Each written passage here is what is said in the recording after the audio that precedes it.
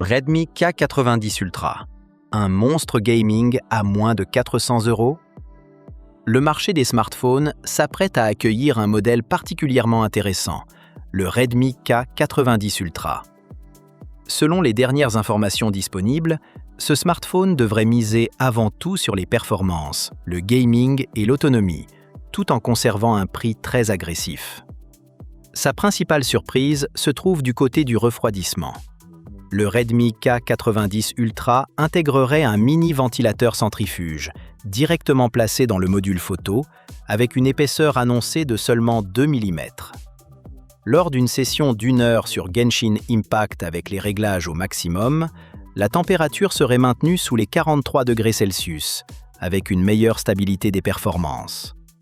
Le ventilateur serait également très discret, autour de 25 décibels, et ne fonctionnerait que lorsque cela est nécessaire.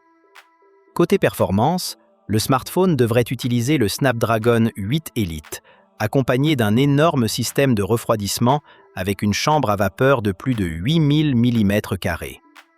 Selon les informations dévoilées, son score Antutu pourrait dépasser les 3 millions de points.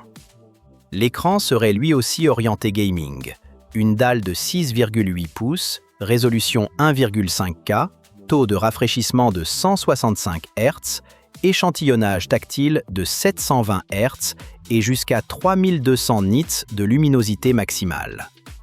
Pour l'autonomie, Redmi préparerait une énorme batterie silicium-carbone de 8500 mAh, accompagnée d'une recharge rapide 100 watts.